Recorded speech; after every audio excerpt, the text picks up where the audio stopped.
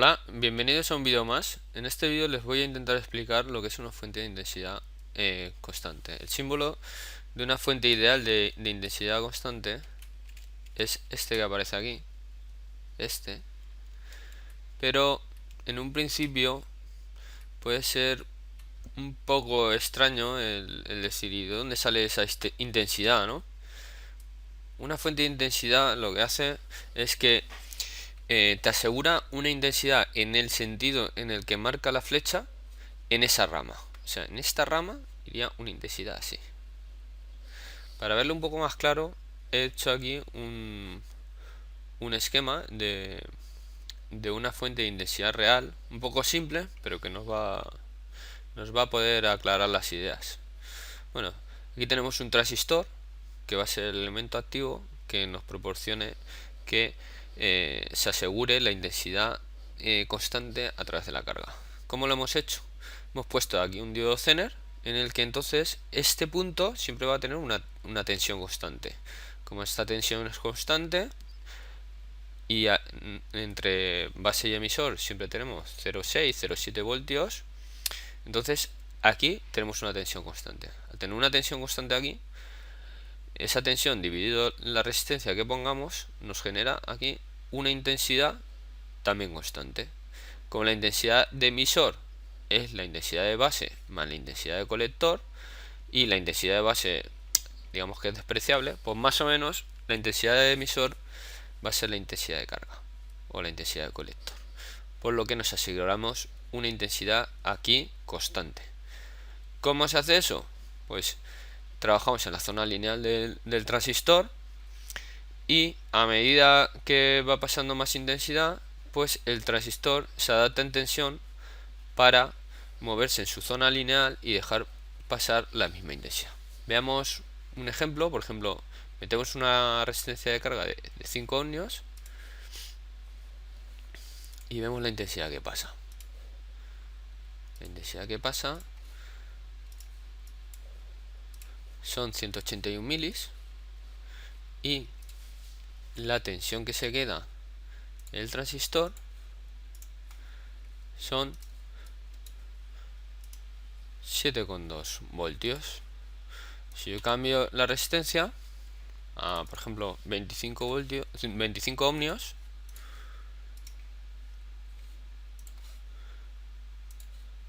tenemos una intensidad de 181 aproximadamente, porque esto es una fuente de intensidad real, no es ideal, 181 miliamperios, y la tensión entre colector y emisor nos ha bajado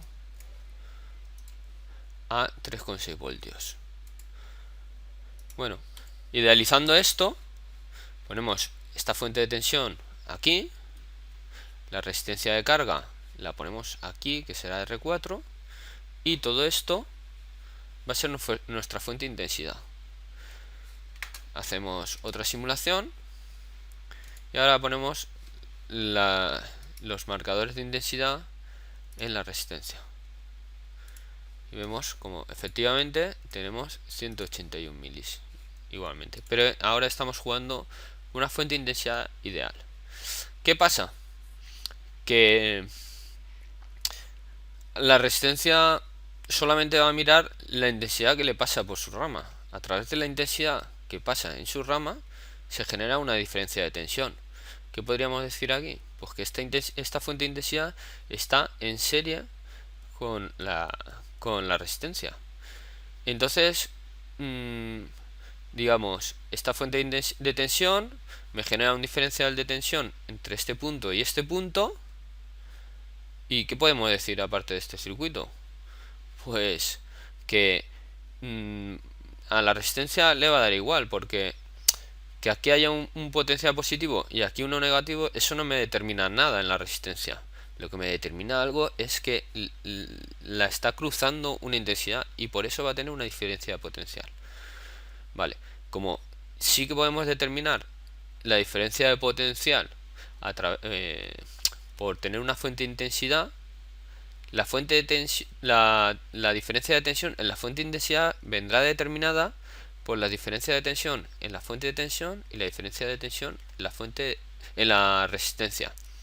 Eso quiere decir que una fuente de intensidad me va a generar un sentido de intensidad igual a la flecha que estoy poniendo, pero la diferencia de tensión en esa fuente va a depender del resto del circuito. Igual que en la fuente de tensión podía ir la intensidad saliente o entrante, en la fuente de intensidad va a poder ser la diferencia de potencial en un sentido o en el otro. Sin embargo, el flujo de corriente va a ser siempre en el sentido de la flecha. Pues en este circuito vemos que la diferencia de tensión en nuestra resistencia es, veamos, de 905 milivoltios.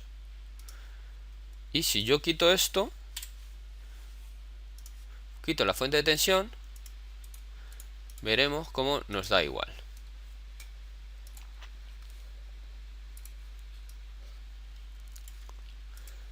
...905 milivoltios... exactamente igual como cuando tenemos la fuente de intensidad, la fuente de tensión. Veamos otra vez.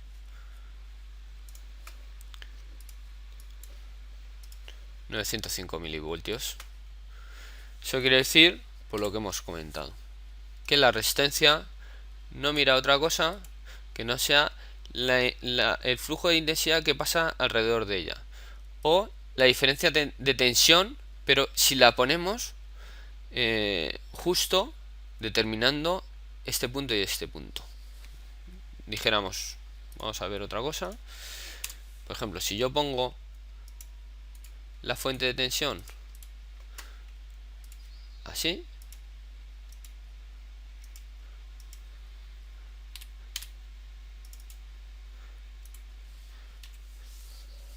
ahí sí que no hay otra que en esta resistencia hay una diferencia de tensión entre aquí y aquí de 10 voltios, por lo que la intensidad que va a pasar en esta resistencia van a ser los 10 voltios partido los 5 ohmios. O sea, vamos a tener una intensidad de 2 amperios.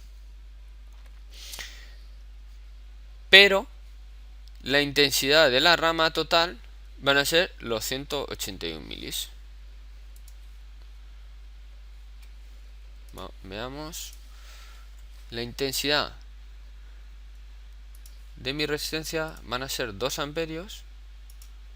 2 amperios. Pero la intensidad de rama va a ser los 181 miliamperios.